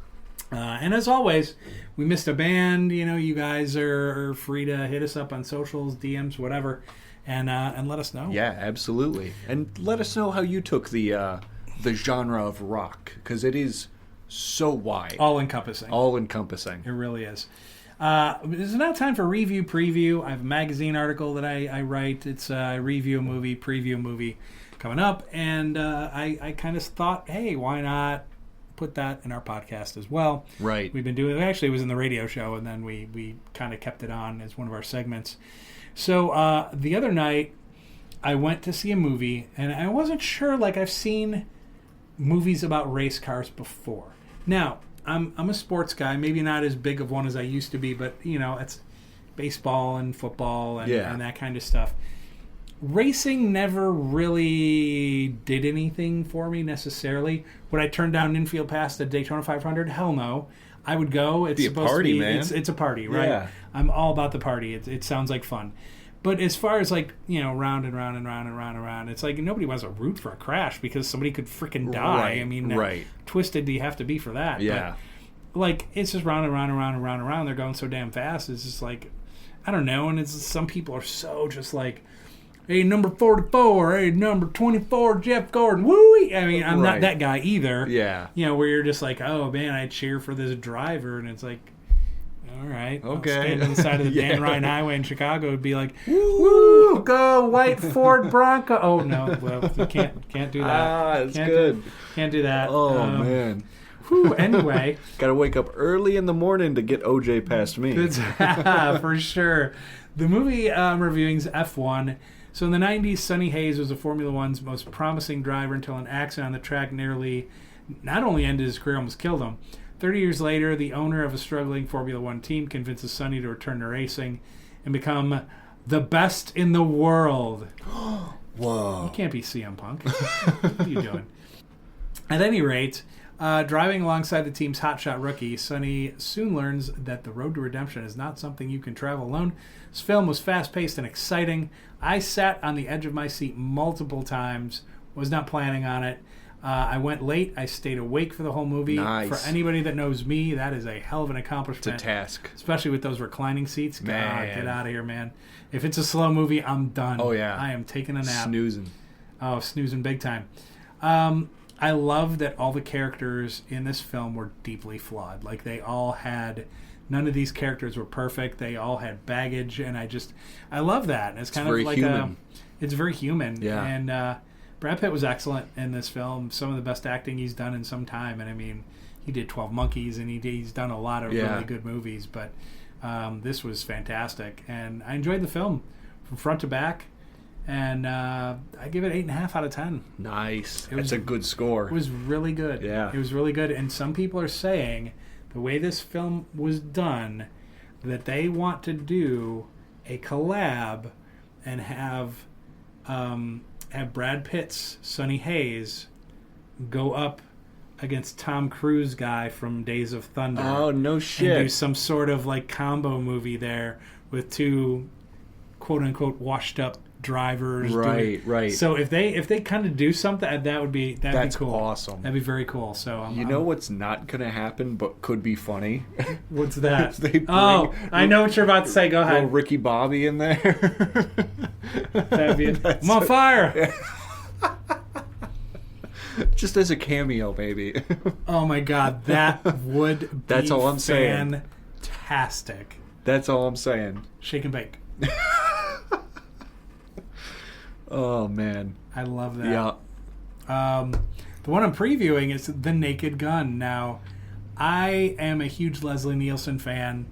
I would probably, if we're talking comics or comedians like all time, he's definitely on that list. Yes, without a doubt. Without I'd agree. Airplane. Oh my God, there's so many great movies. Classic. The Naked Guns are great. Just that tongue-in-cheek humor, just that humor makes you roll your eyes, but you laugh anyway. Right. That's him. So the upcoming American action comedy film directed by Akiva Schaffer, who co-wrote the script with Dan Greger and Doug Mand, following in the footsteps of his bumbling father, Detective Frank Drebin, Frank Drebin Jr., played by Liam Neeson, must solve a murder case to prevent the police department from shutting down. The Naked Gun hits theaters August 1st. It looks really fun. Childish Gambino, who the actual actor's name is Donald Glover. Yep. He is OJ's son. That's awesome. And there's a preview where there's like this hall of all the guys, and they're no longer living or whatever. And so they go in there and they're all like, "Oh, Dad, I want to make you proud." And like Liam Neeson is he's at the foot of Frank Drebin, and then the George Kennedy character, like his son, is there. And then they show the picture of OJ. And then they pan to Donald Glover's face, and he just shakes his head no. Just like, nope. Oh, it's so good. So hopefully, based on that scene, I'm like, okay, could be funny. Yes. And I think Seth MacFarlane is involved too. So that Just could be some good laughs in there, yeah. That's could be awesome. Good laughs. So before we hit up our final break, while we're sleeping, and I haven't been sleeping much lately because my air conditioning is in the living room.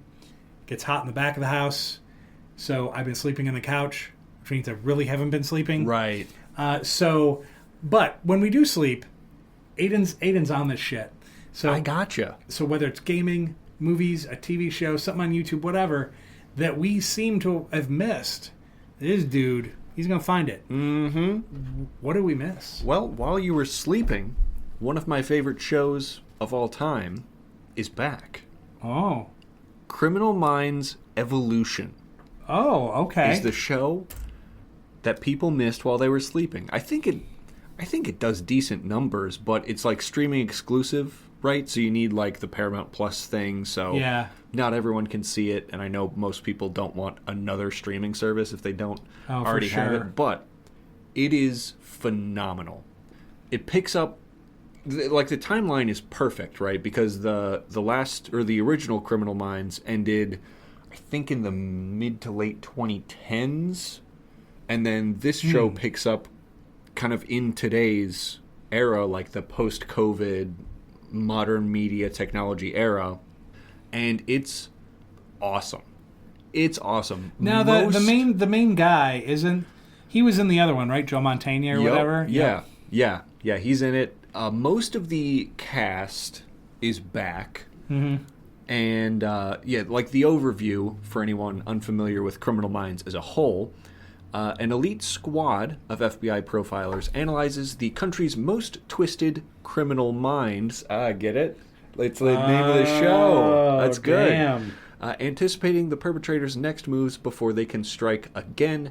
Each member of this quote-unquote Mindhunter team brings their own expertise to pinpoint the predator's motivations and identify emotional triggers to stop them.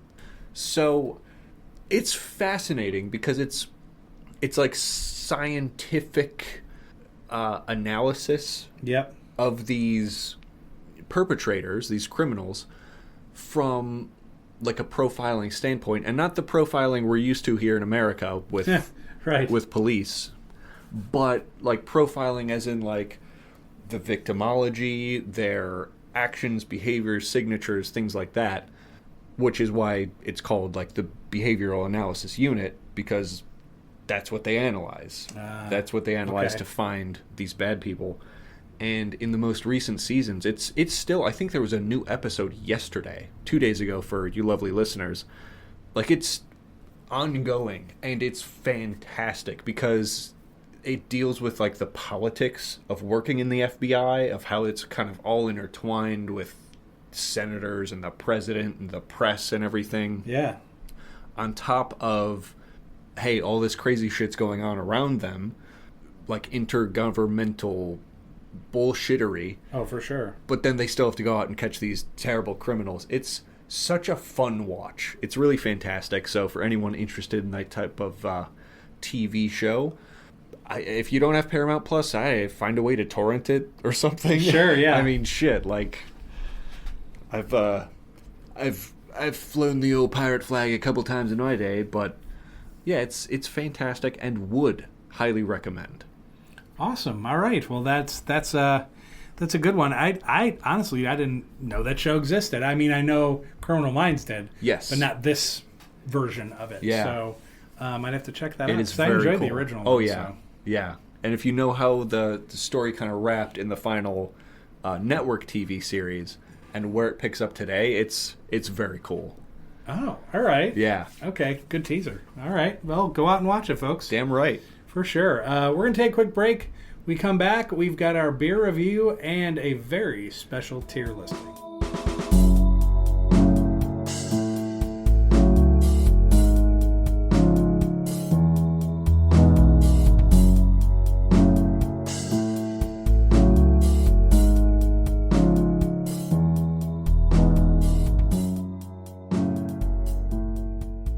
All right, we are back for the home stretch of our Season 2 finale, Episode 10, Mark Mo Show podcast. I'm Mark Maloney along with Aiden Maloney, and it is now time for the beer review. The official beer review. That's right. All other beer reviews pale in comparison.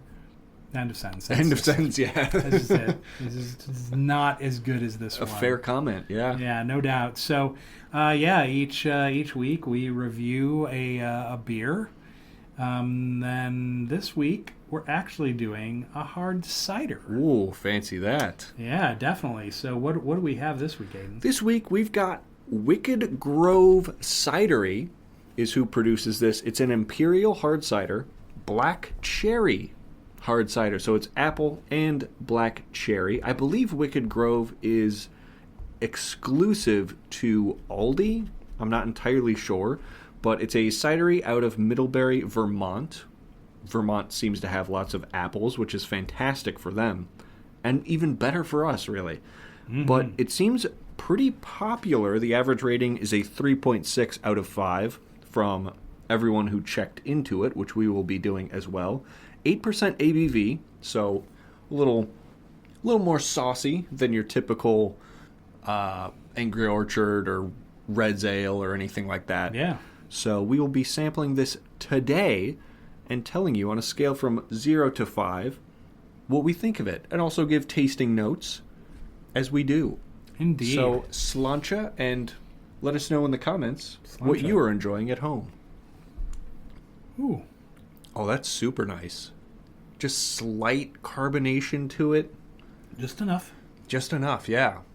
The cherry, I will say, it's less of a black cherry to me. It's more of a tart cherry. I think so, too. Yeah, I definitely get more tart cherry on that.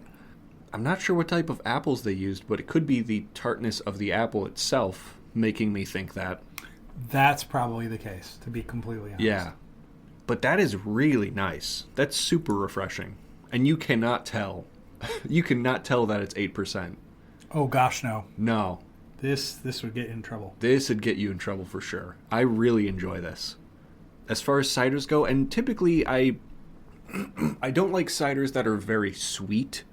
You know, so like Red's Apple Ale, which I guess is technically a beer, just with apple in it, not necessarily a cider per se. Yeah. But that I always found a little too sweet. Whereas like this is like the perfect combination of like tart, cherry, apple, without being like in your face sugary. Yeah, it's not overly sugary. I would agree with that. I really like this. It is good. I tend to get more apple, because when you first mentioned like the tart cherry, I was like, no, I don't think that's it. And I think it's really more of the whatever apple they used in this particular cider. Yeah. I think is that flavor. Yeah. It's almost Granny Smith-esque. Yep. With that tartness. Mm-hmm. Yeah. That's at dead on. Huh. I really like that. Yeah. Well, we're using our app here. The Untapped app. Not sponsored, but it's free, so we recommend it. Yeah, absolutely. For anyone sampling brewskis out there. I really like it. I'm torn. I'm kind of like how you were with the Arby's French fries. I'm kind of on a fence here of where I want to put it. And I think I'm going to do it. Are you going to do it? It's going up into the 4 range. It's getting a 4.0 out of 5. Wow. I really enjoy that. Yeah, I enjoyed it too. There's flavor profiles here that they give you. Yeah. You can grade. I'm sweet is on there. I'm not getting overly sweet though. No, I didn't agree with that one either. So the 2 on here that I'm doing Oh, okay. We're all learning together, folks. You can apparently add a whole bunch of other flavor. Wow. There's a lot. There's a lot on here. So it's just the top 5, but you can pick a lot. That's very interesting. Yes. I'm just going with tart and apple. Those are like the 2 most prevalent to me on this one. I am going to give it a 3.75. 3.75. Just nice. below the 4. I like it. It's very clean. It's very crisp. Doesn't stay on the tongue. I envision this if you're looking for a nice summer drink. Coming in, working in the yard, you come in, pull this out of the fridge. I don't think you would be disappointed at Right. I completely agree. So... Very tasty. Oh, no doubt. Yeah, that Imperial Hard Cider Black Cherry. It does say bold black cherry on the can. It does. And I think that's one point I do disagree with. Because it's not... It's not overly bold. Yeah, it's not boldly black cherry at all. Yeah, the black cherry, I get a hint of it. I'm still getting more of the apple. Yeah, tart apple with hint of cherry. That would be accurate. Yeah. No doubt. But good nonetheless. Yeah, I guess that's just how they have to market it, though. Sure. Yeah. Very good. Right. Yes, Very official good. beer review. As I said, let us know what you are enjoying today as well in the comments. No doubt. All right. Well, that takes us to the end, and we have our last segment. It is tier listing. We kind of swap things in and out here at the end of the show. Been on a tier listing kick lately, and Aiden had a very interesting idea for this I did. one. We were on a call talking about the show, what we were planning on going for, and I had this idea. I didn't know if it was going to fly, but then we both kind of were into it. What if we did a tier listing segment? And we ranked countries. Sounds like it could be dangerous. But sounds like it could be pretty epic. I think so too. And seeing as, we went so hard right off jump today. Right. Why not finish the same way? Damn right. That's the way I'm looking at it. Damn right. So, I'm up for the challenge. hell yeah. Now you are the history buff, and Indeed. we're both fairly socially, politically aware individuals. Yes. So that could weigh in on our decisions. Oh, some of it, for sure. Some of it. But tier listing, a segment originally from AK219 that we have kind of adopted here on the Mark Mo Show. We rank things on a scale from F being the worst of the worst, D being bad, C being mid, B being good, A being great, and S being the best of the best. Of the best. Damn right. So I have 20 countries Ooh, today all right. that we'll be ranking on that scale. We're going to start off here with a curious one. North Korea. North Korea. North Korea. Well, To be honest, our leaders have a lot in common, actually. they do. They have a lot in common. They treat their people shittily. They're always causing problems. It's just like having a family with like 12 kids and just that one kid that is just a menace and just keeps fucking around, and you're just like, dude, would you stop? That's North Korea is that of the world. Yeah, I feel. exactly. I'm gonna give it an F. An F. North Korea off jump, getting an F. We've got to get that fat fucking loser in control. Yes. And also Kim Jong-un. Heyo. That's a Cheeto Puff joke. Next up, Curacao. Curacao. I love Curacao. They listen to the show. Shout outs Curacao. If you guys are listening, how are you doing? I'm sure. I was watching CONCACAF, which is it's like the soccer prelims for the World Cup, which is everybody in our hemisphere, North and South America. Oh, yeah. And Curacao was playing, so they have a soccer team. Let's go, Curacao. I was pulling for you guys. Beautiful. I love it. Yes, it's definitely on my list to visit. Yes. Your blue Curacao, that orange liqueur, dude. Yes. Oh, yeah. You've got booze named after your country. You are doing something right. Beautiful beaches. I'm trying to remember the name. It's a very Dutch name. The Dutch had a lot to do with the development of Curacao. And so there's Dutch names for their cities. Oh, yeah. Willem Dafoe. I forget. I know the one you're talking about. Right. Yeah, Willem something. Yeah. So it's up there. I give it an A. An A for Curacao. I give them an A. Beautiful. Next up, Sweden. Sweden, amazing country, great hockey team. They just seem to get it in terms of countries. Like socioeconomic. Yes. Yeah. 100%. A lot of Scandinavia does. Really? Oh, for the most part. Yeah, I would say that. The only downside is winter because they're north, They're so cold. they get cold, and I'm not a cold fan. It's pretty much the only downgrade I'm going to give them. Oh, boy. An A. An A. An A for Sweden. Next up, Happy Independence Day. The United States of America.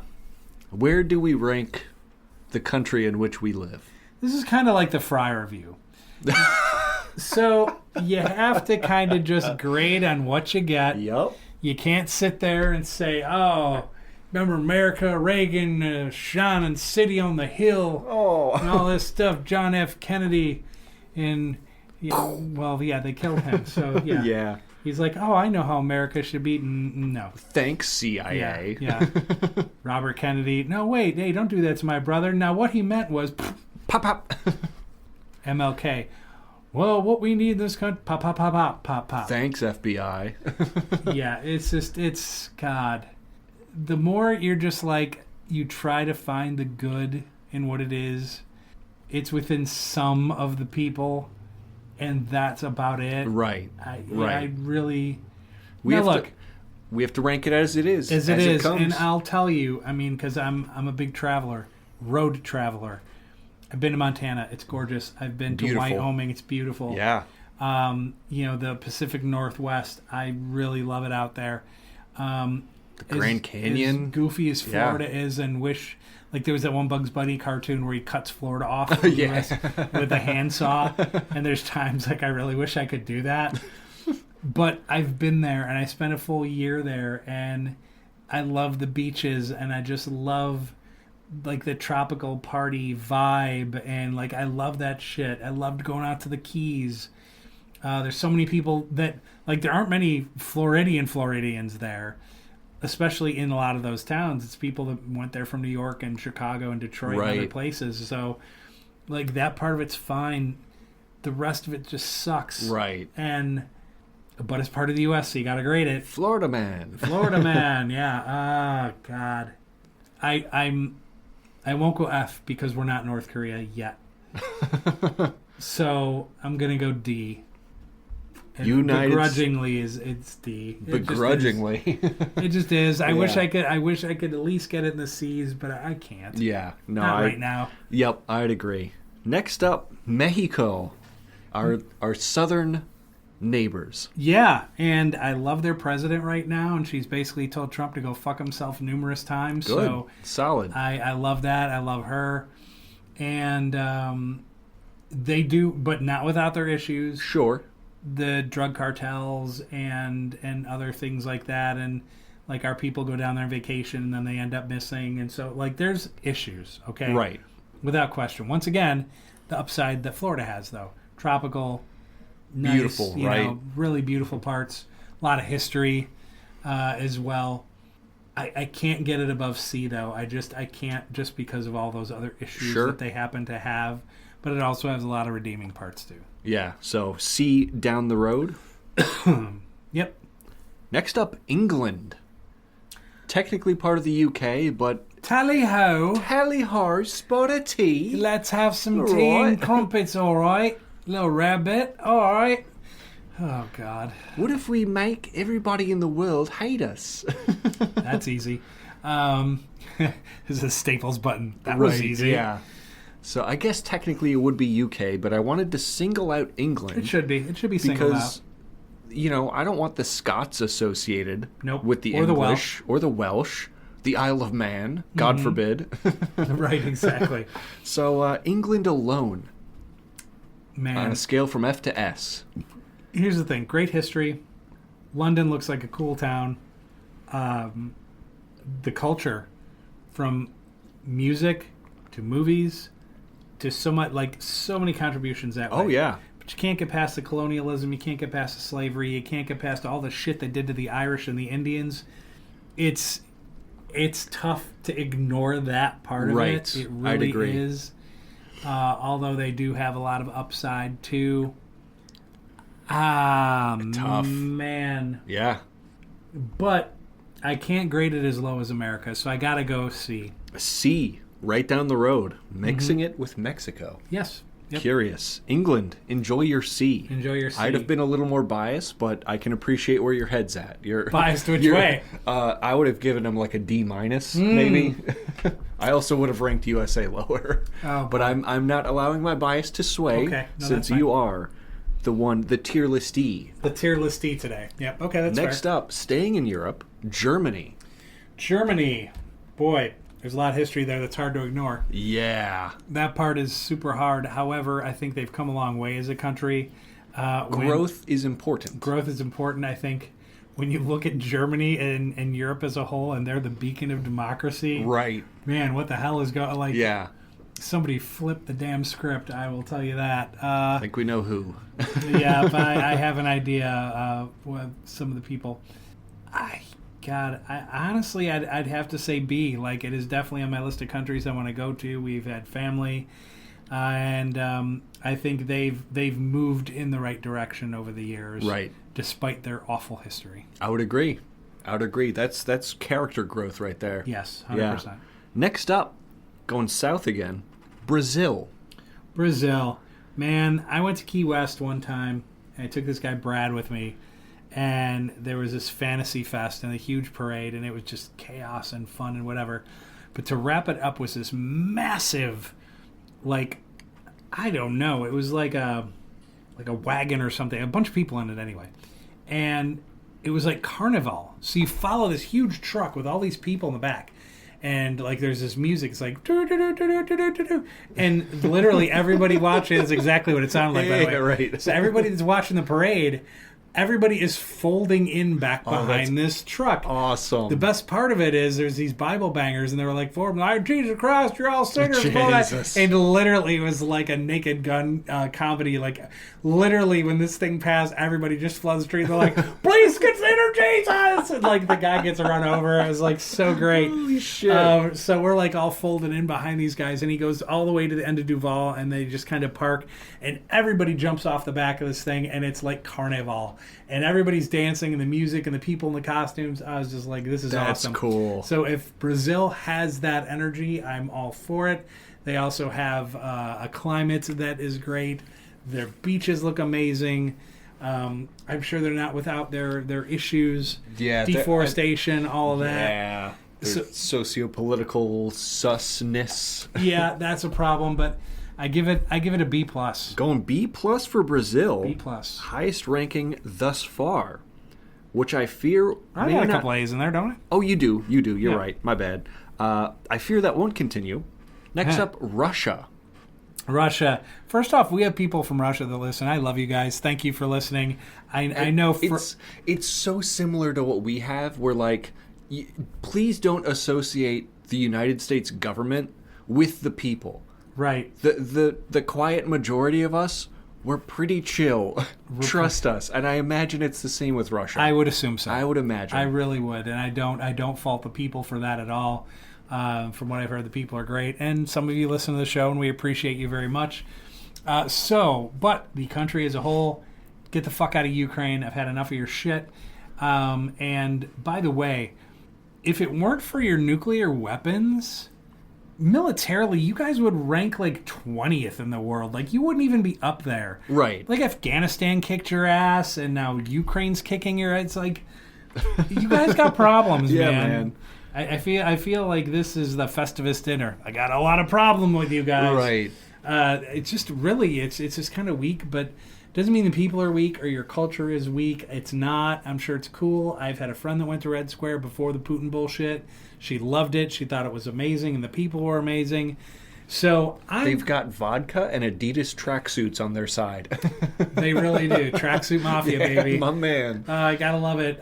But to be fair, can I rank them above America right now? I can't. Oh, fair. I would want to. for many of those other reasons. But if America's D, they got to be D too. They've got to be D2. No D minus? Tied with America? Here I am swaying you again. My bad. Wait a minute. My bad.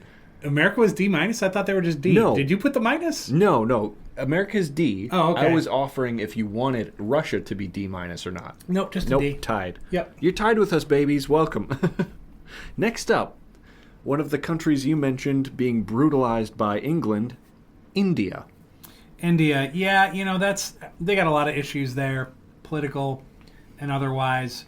Overcrowded. Yeah. Like, I see your trains, people trying to get to work, they're hanging off the trains and Right. shit. But hey, if it wasn't for India, like, I don't think there would be any sort of support for any of our companies, for sure. They go heavy into that for sure, no doubt about it. I mean, but let's be honest. I mean, if your name is Vivek or it's like 13 letters long, just say it and make us say it. Okay, we don't want to be stupid. We're not stupid.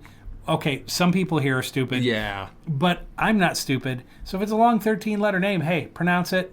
Let me know what it is. Don't say your name's Joe. Your name's not Joe. Right, Fuck that. Your right. name's not Joe. Your name's not Tom. It's some long... Just go by your name. Right. That's all I'm asking. Yeah, you shouldn't have to degrade yourself to fit in No. with our standards. And it's Yeah. paints us poorly, which I... Hello, my name is Jerry. You're not Jerry. Yeah. Stop it. Yeah. And the interesting part, too, is that not only... And, of course, there are some major issues with the culture, I would say. In India, the caste system is problematic. Yes. And there are issues with the relationships between men and women in India, and that's a problem, too. Oh, for But sure. the quantity of Indian individuals who are remarkably intelligent is so vast. The amount of doctors and just tech magnates, the education is fantastic. Yeah. Fantastic. And I think that's remarkably notable Yeah. because it's astounding how, like, especially those that immigrate to places like the UK and Ireland and the US, that these individuals are just bringing intelligence and expertise in their fields. Yeah. And I think that is notable. It is something that we should note. Should we get to our ranking? Oh, for sure. 100%. On the upside, Bollywood, awesome. The food is great. A lot of positives there. I can't get above a C, though. That's fair. That is fair to do. And since we are low on time for the Mark Mo Show, the final 10 countries, Yeah. be a little rapid fire. A little rapid fire? Little Okay. rapid fire. All right. Which is a segment all of you radio people are very familiar with. Yeah. Ireland. S. S. Let's go. Japan. S. S? Going S for Japan? Shout out Nintendo. I wish you guys No, I know. weren't such a shitty company. You make great products, though. France. C. C? I fucking hate the French. But I also like the French. It's a weird, complicated It relationship. Canada.